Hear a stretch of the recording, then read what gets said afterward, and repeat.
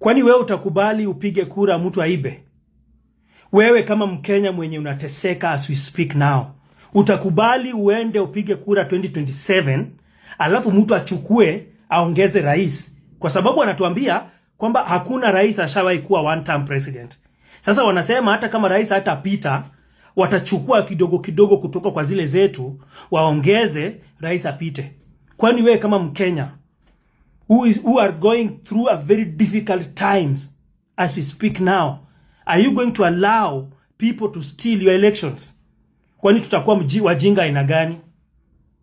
Tutakuwa wajinga aina gani turuhusu watu waibe kura zetu yenye tumepiga na venye sisi tunateseka saa hii? Ati waibe waongeze yule mwingine apate aingie kama rais. Kwani sisi tutakuwa wajinga aina gani? Si wajinga walisha Kenya. Sasa itakuwa aje mtu atuibie kura zetu? Rigathi Gachagua,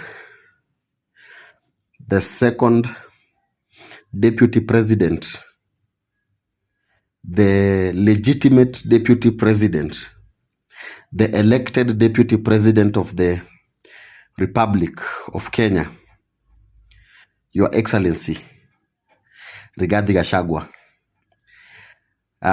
Jana nimeona kwa Citizen TV ya kwamba kuna mjinga mlevi, yani mtu mtundu, mbaba mwenye hana adabu, mbaba mwenye hana haibu, anaitwa Samuel Kobia, the chairman wa NCIC, National Commission on Integration and Cohesion whatever, kwamba amekusummon. NCIC imesummon the second deputy president over his remarks on the credibility of our 2027 general election. Samuel Kobia, mimi ni mtoto rika ya mtoto wako, na sisi kama vijana wa Kenya wapiga kura. Samuel Kobia, wewe labda poor leadership does not affect your family, children, and will not affect your grandchildren, because you, Mr. Kobia, has accepted to be used as a state tool to silence decent voices. Samuel Kobia, before you summon His Excellency Rigathi Gachagua, kindly summon Oscar Sudi for threatening Kenyans that the 2027 general election will not be fair and there is nothing Kenyans will do about it.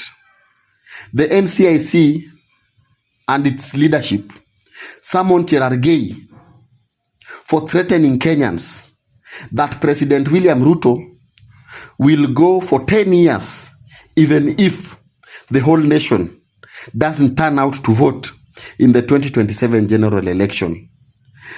Samuel Kobia and your people, summon the so many challenging men, the so many careless men associated with President William Ruto, who are in record in broad daylight threatening that the 2027 general election will not be fair, will not be free, and threaten that uncircumcised Luo guy by the name, I've forgotten the name, who said that the elections will be rigged, Luos will come and block Thika super highway just to dare Kikuyus and see what they will do if President William Ruto is rigged in.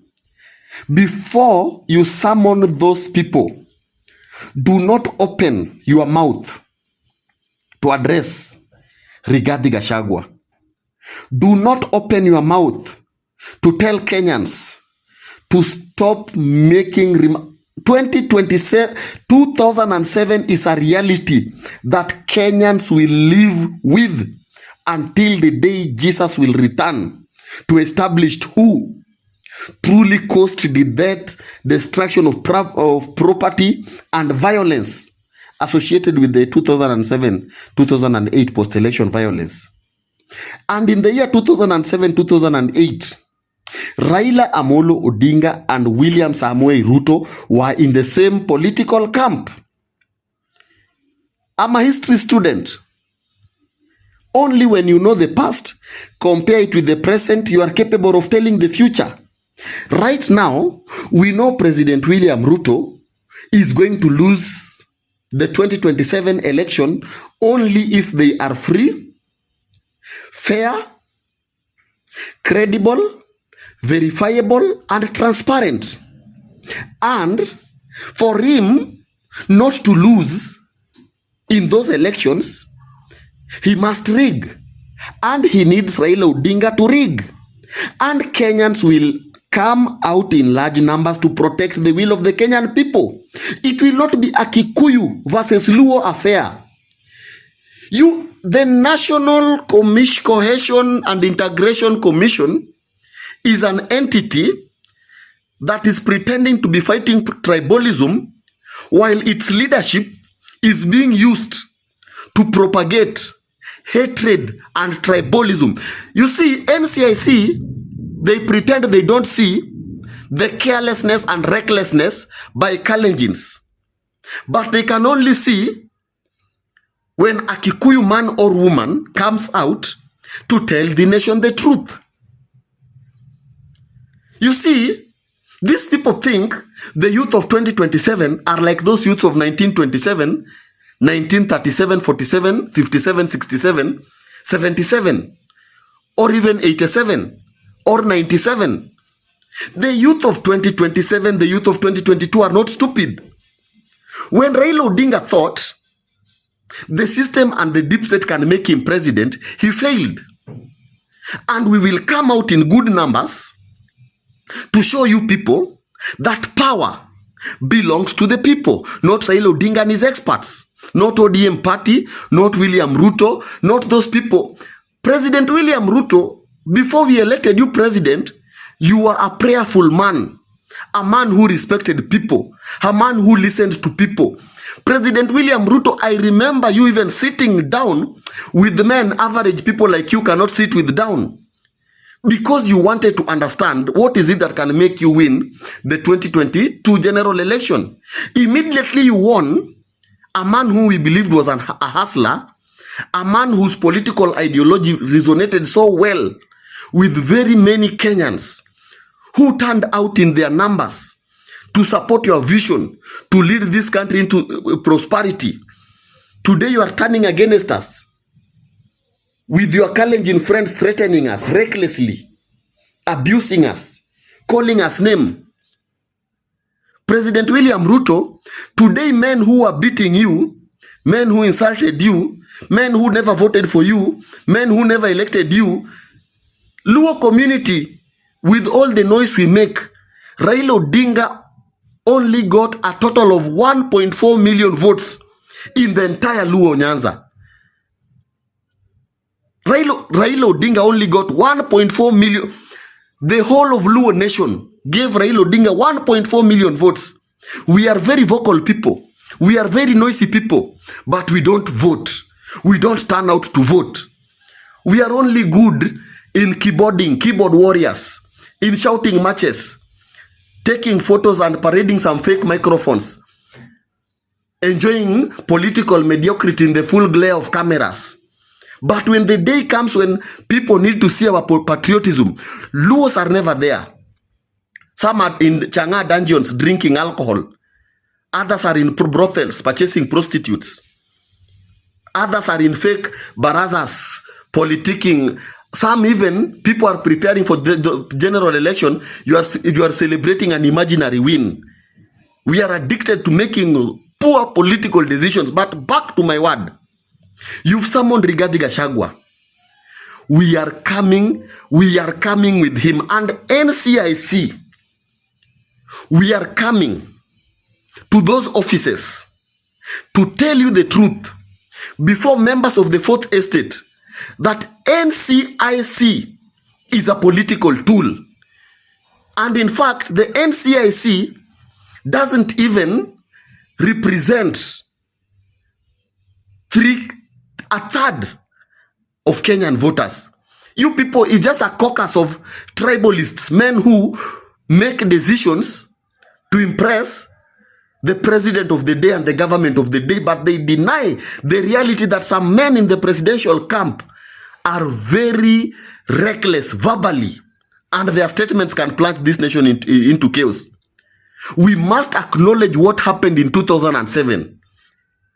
And we know electoral malpractice, electoral fraud, an election in which the will of the people was subverted by the cartels led to bloodshed. 2027, the same may happen. The difference between 2007 and 2027 is that in 2027, Kenyans won't turn against each other. They are going to turn against you leaders. They will come to your homes. They will come for your children. They will come for your properties. You people won't even have no time. If, in fact, they will even come for your securities. Those men and women who, instead of protecting the taxpayers, they protect lawbreakers because they are billionaires and millionaires. And they have aligned themselves to men in power. Fuck you NCIC. Wajinga nyinyi. Samuel Kobi endo meze ya Arvis. Mushenzi wewe. Muze mujinga. Hauna hata adabu. Hauna hata aibu. Mujinga. Inafuata Gen Z watafute bibi yako wakufundishe adabu. Umeshindwa hata kutengeneza bedroom yako. Una summon Rigathi Gachagua. Akuje afanye nini na wewe muze mujinga Samuel Kobia wewe? Ati chairman National Commission and Integration sijui nini mujinga. Chairman wa mujinga wewe. Chairman una summon Rigathi Gachagua kwa kusema ukweli. Na wewe mwenyewe uwezi hata sati shwende shughulikie bibi yako kwa kitanda kwanza ndio uite Rigathi Gachagua mujinga hii wewe. Na mimi hata mimi ni summon. Juu nimekuita mujinga. Mukabila wewe. Do you even understand what Kenyans are going through? The truth about 2007 is in public domain, Mr. Samuel Kobia. Why don't you summon the careless Kalenjins who have threatened Kenyans in mujinga? Meza Viagra pole pole. Muone.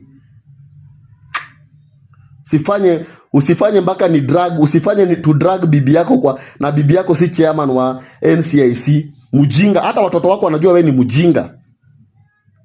Kumbafu. One time. Sasa nini? Ground. Hatuongea. Sawa. Hivi wenye nanawa hivi. Ndio nanawa Ruto. Nimenawa Ruto kabisa. Nimenawa Ruto. Ruto Kasongo nimekunawa. My people, unaingia kuiva alafu unaletewa one time kama chesa. Mulisema hamutaki kuchelewa in anything. Well, Kenyans, you never disappoint. And this is the reason as to why I just love my country, Kenya. Munakuanga macho na munakuanga sete in anything. Anyway, Aluta, the struggle continues. We have to drain the swamps.